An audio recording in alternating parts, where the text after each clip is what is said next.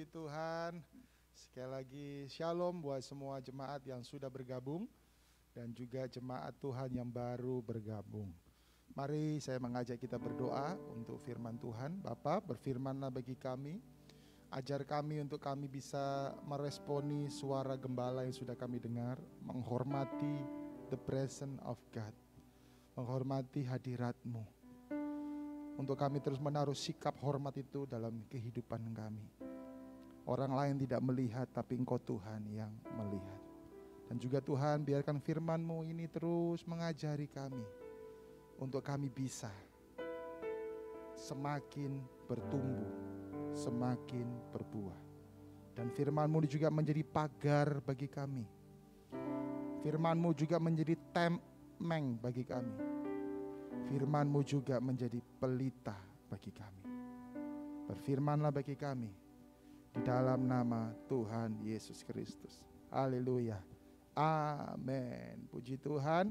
Nah, hari ini karena keterbatasan kehadiran tentunya, saya sengaja dari awal menjadi song leader dan juga akan menyampaikan kebenaran firman Tuhan.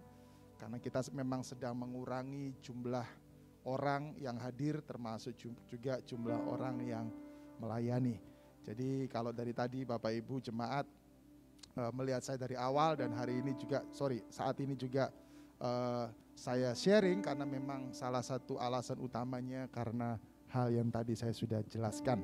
Dan saya minta maaf kalau tadi saya sempat membuka masker saya, karena jujur ngap Bapak Ibu.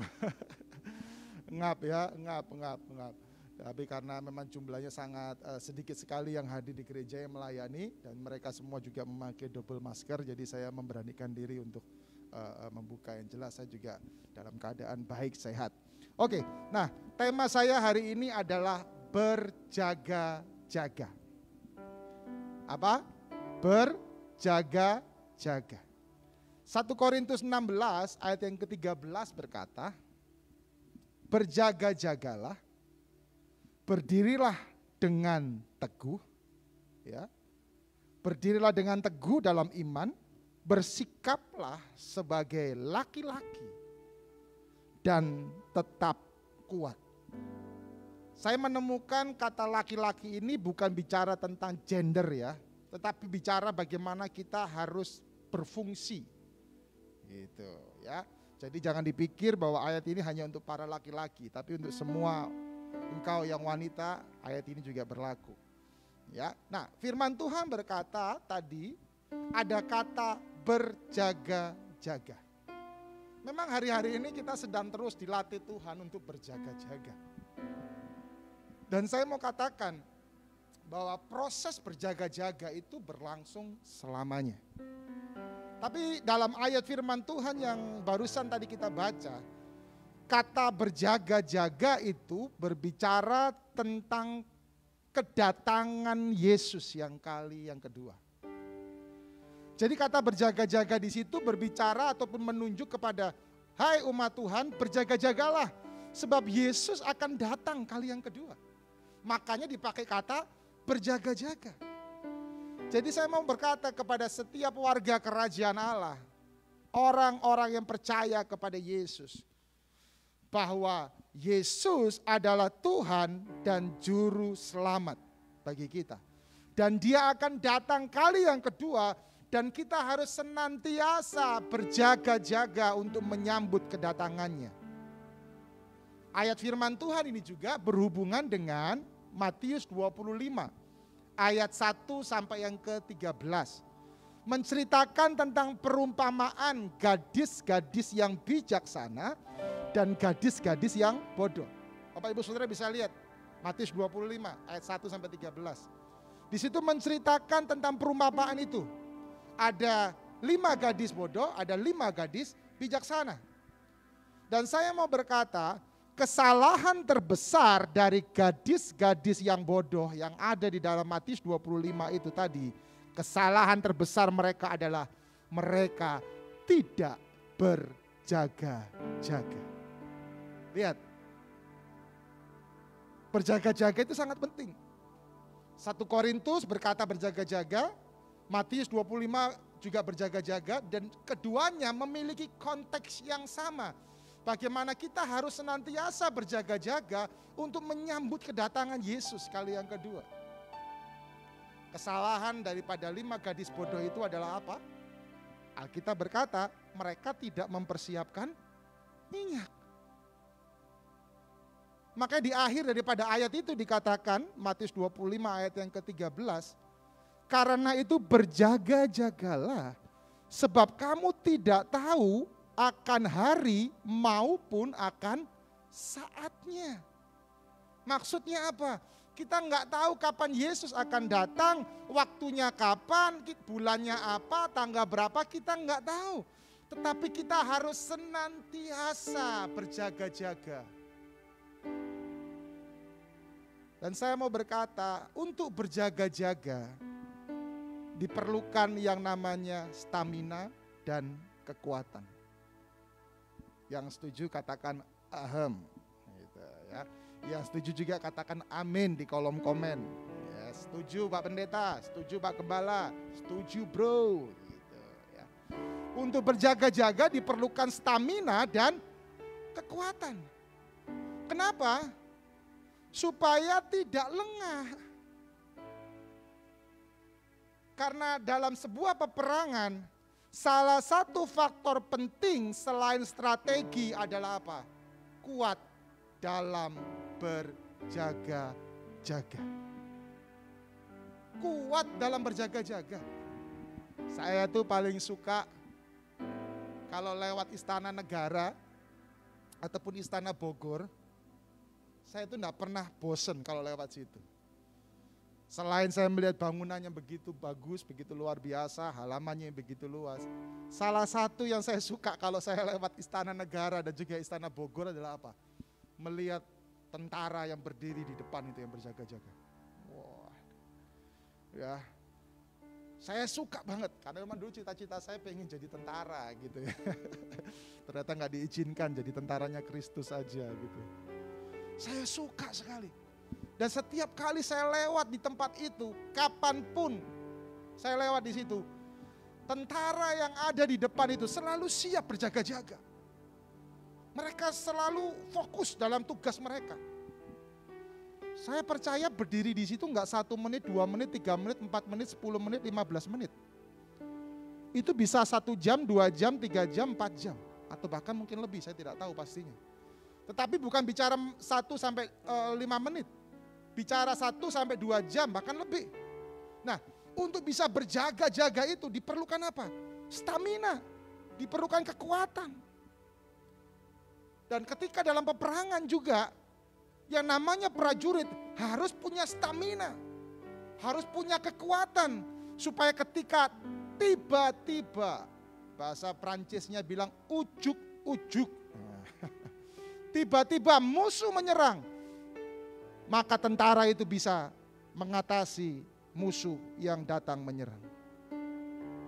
Sebetulnya kehidupan kita hari-hari ini juga sedang terus diajar Tuhan, bukan hanya sekedar berjaga-jaga untuk menyambut kedatangan Yesus kali yang kedua, tetapi kita juga sedang berjaga-jaga untuk kita semakin diperkuat oleh Tuhan. Stamina jasmani dan rohani kita semakin kuat. Katakan amin. Ya, saya nggak bosan ngomong ini. Karena saya punya tanggung jawab di hadapan Tuhan untuk semua jemaat Tuhan. Dan saya rindu memastikan semua jemaat Tuhan untuk kita menjadi orang-orang yang kuat di dalam berjaga-jaga kita. Karena tema kita di bulan ini adalah strong. Strong dalam apa? Kuat dalam hal apa? Berjaga-jaga. Dan saya mau berkata, kehidupan berjaga-jaga harus terus dimiliki. Terutama mereka yang masuk ke jenjang yang lebih dewasa. Karena hanya orang yang dewasa yang bisa berjaga-jaga. Betul? Setuju nggak dengan saya? Hanya orang yang dewasa yang bisa berjaga-jaga. Anak atau bayi nggak akan pernah bisa berjaga-jaga. Ya, satu kali si Christoph, anak saya yang paling terakhir itu, Dia lagi punya cita-cita beberapa hari ini. Salah satu cita-citanya dia bilang ke saya dan juga ke istri saya, aku mau jadi ayah, kata dia. Aku mau jadi ayah, kata dia. Terus kemarin ya, sambil saya mempersiapkan firman dan juga saya memantau beberapa jemaat Tuhan, tiba-tiba dia bilang sama saya gini, Dad, kok belum jadi ayah ya aku ya, katanya dia gitu. Saya bilang, sabar nak, kamu masih bayi. Nah, anak kecil akan sulit untuk berjaga-jaga. Tapi kalau orang yang sudah dewasa, dia akan bisa berjaga-jaga. Kristof ini masih kecil, susah dia untuk berjaga-jaga.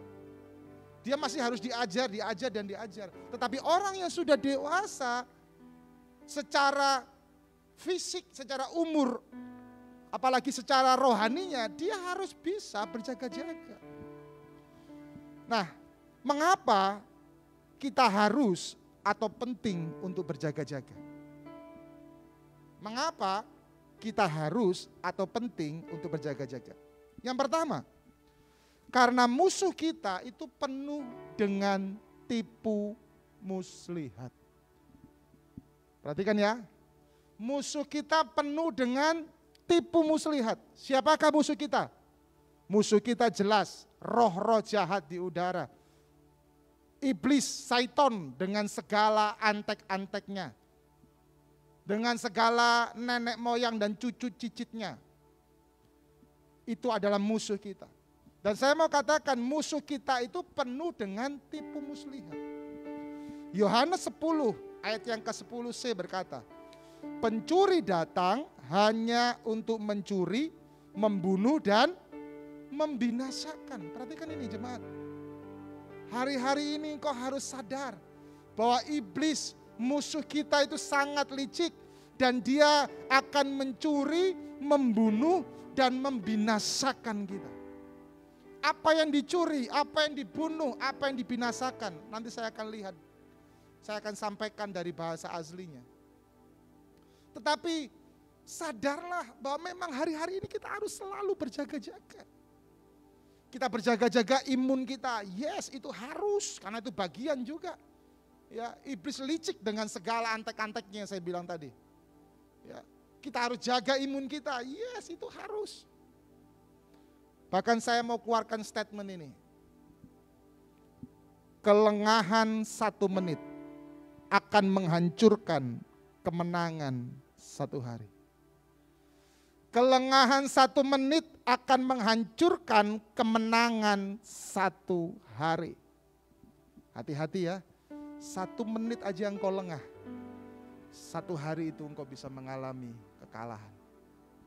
Tapi saya percaya ketika kita berjaga-jaga, maka kita akan terus mengalami kemenangan demi kemenangan. Katakan amin. Yes. Nah, kata mencuri di dalam Yohanes 10 tadi, dalam bahasa Grekanya adalah klepto.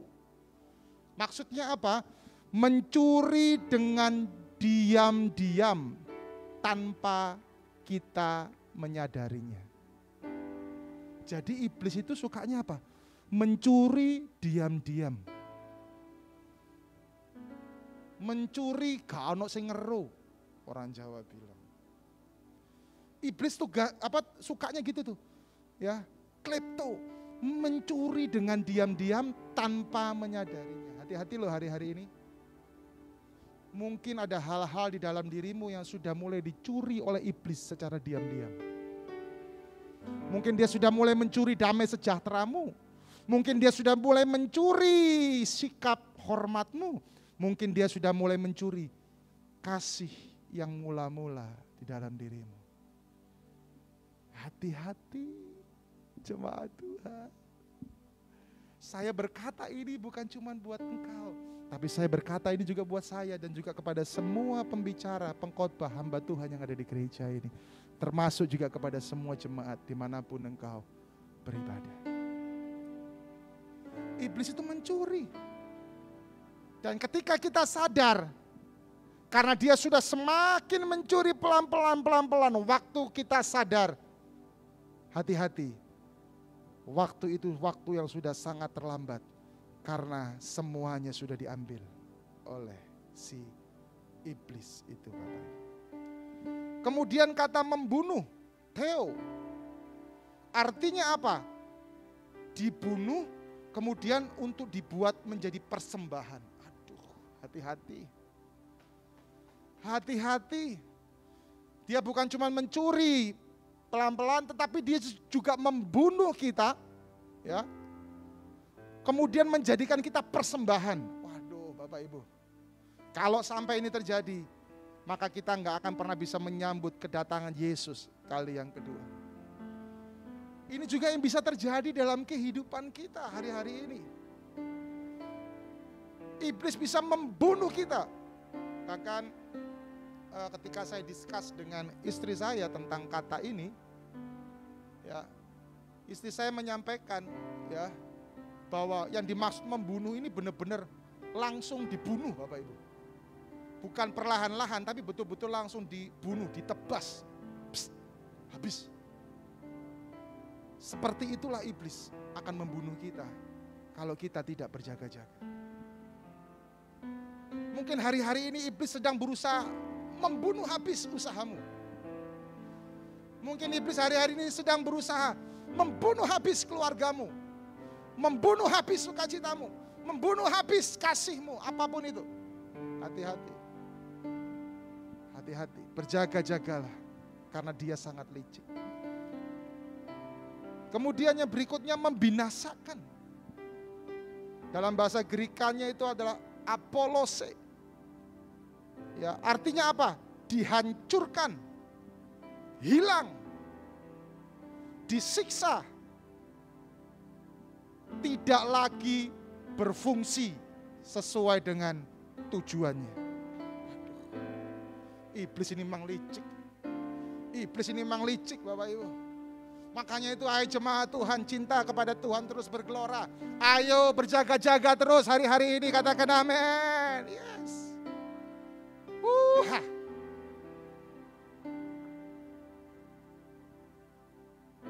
Bayangkan kalau kita punya handphone kita nggak berfungsi lagi sebagaimana mestinya. Fungsi utama sebuah handphone adalah apa sih? Bisa dihubungi. Kalau engkau punya handphone nggak bisa dihubungi, tulalit.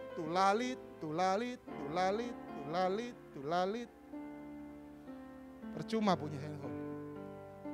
Bayangkan kalau handphone tidak berfungsi, maka yang ada lama-lama bisa jadi dimasukkan museum. Saya berdoa jemaat Tuhan semuanya berfungsi sesuai dengan panggilanmu masing-masing. Berfungsilah. Ya, bahkan tadi dikatakan apa? Apolose itu dikatakan juga dihancurkan, mengalami siksaan kekal. Aduh, itu loh iblis. Makanya iblis itu hari-hari ini sedang berusaha mencari antek-anteknya dia. Dia sedang berusaha mencari pengikut-pengikut dia. Maaf saya pakai kata ini. Dia sedang mencari follower, subscriber.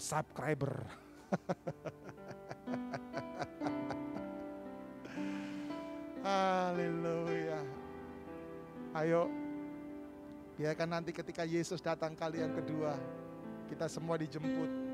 Kita masuk dalam kerajaan kekalnya Tuhan. Dan kita berjumpa bersama-sama di sana.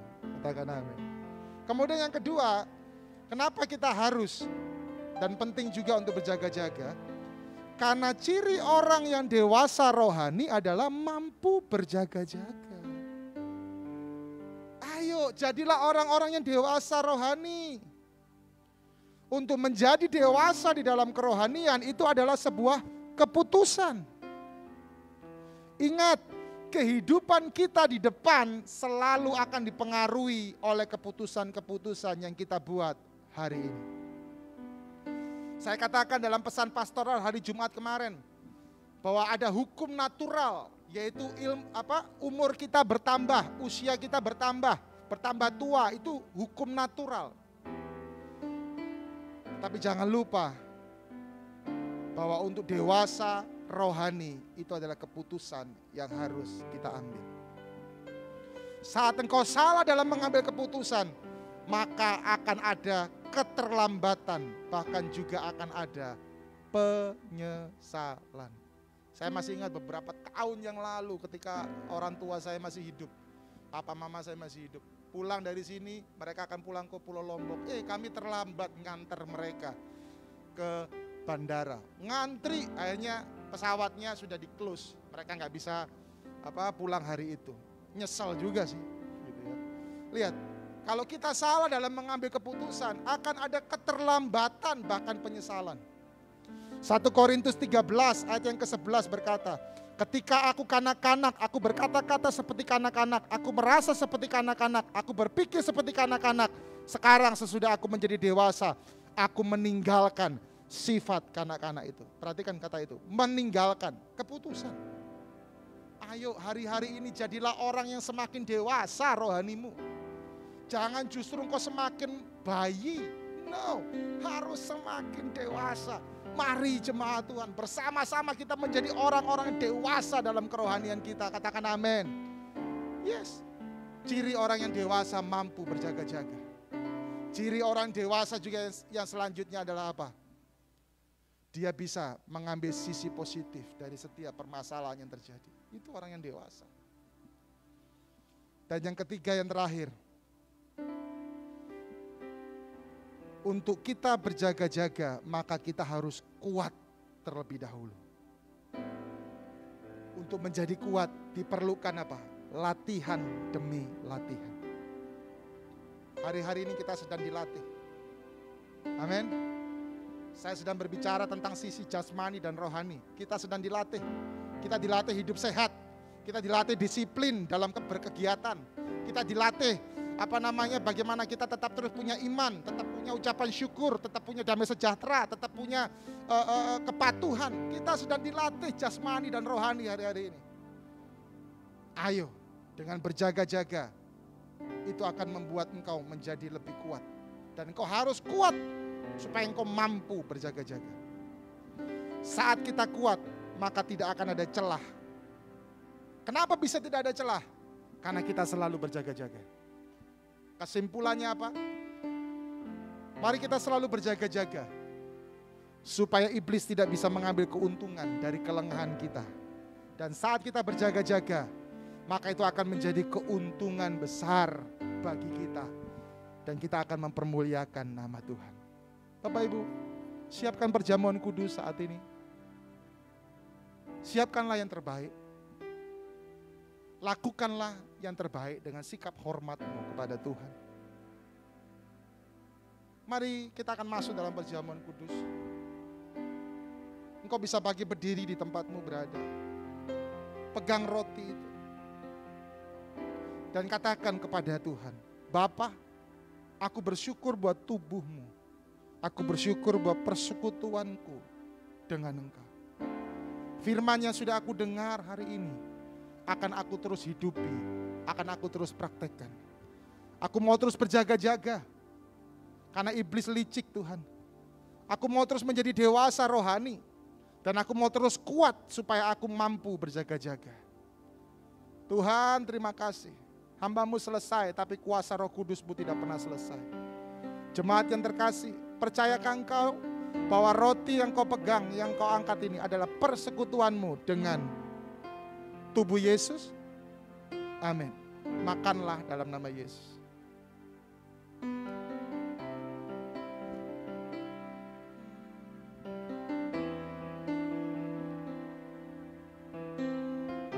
Terima kasih.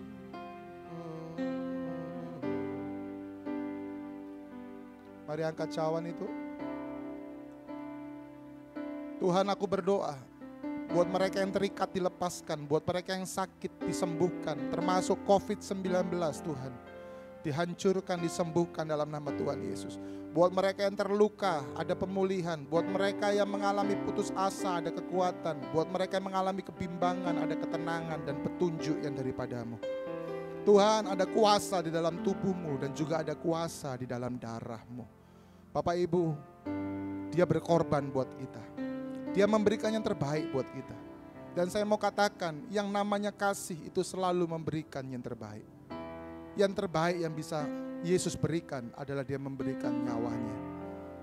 Pertanyaannya, yang terbaik apakah yang bisa kita berikan buat Tuhan? Engkau yang bisa menjawabnya. Percayakah engkau bahwa cawan yang kau angkat ini adalah persekutuanmu dengan darah anak domba Allah? Amin. Minumlah dalam nama Yesus.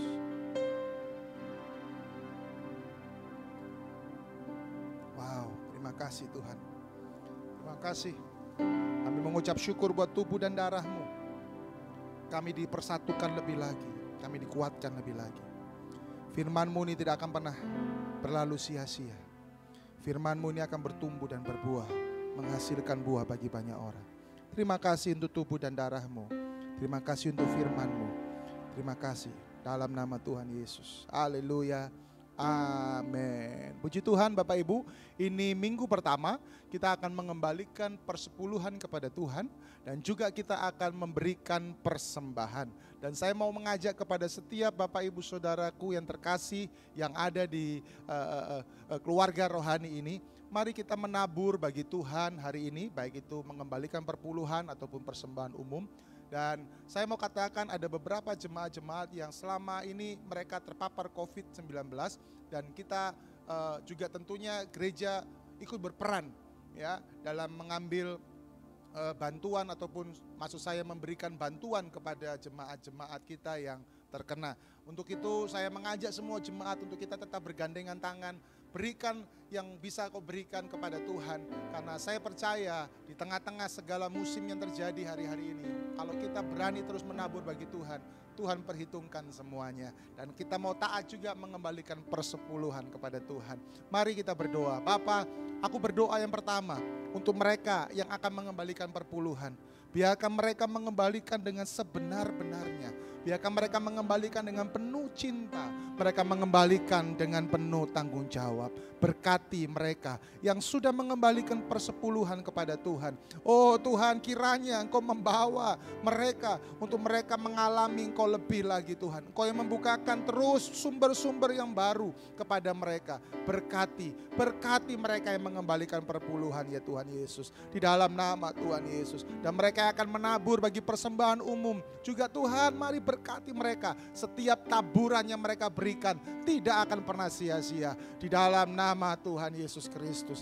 Oh terima kasih Bapa. Mari angkat kedua tanganmu dan terimalah berkat. Di dalam nama Tuhan Yesus Kristus. Memberkati engkau mulai hari ini sampai selama-lamanya. Di dalam nama Tuhan Yesus, yang percaya sama-sama katakan amin. Baik, selamat memberi Bapak Ibu Saudara. Dan sampai jumpa minggu depan dalam ibadah kita. Dan nanti ibadah jam 11 juga ada di channel YouTube saya dulu ya. Karena kita ada sedikit kendala teknis di channel YouTube gereja. Jadi untuk jam 11 ada di Facebook gereja dan ada di YouTube saya, Pastor Thomas Ribu. God bless.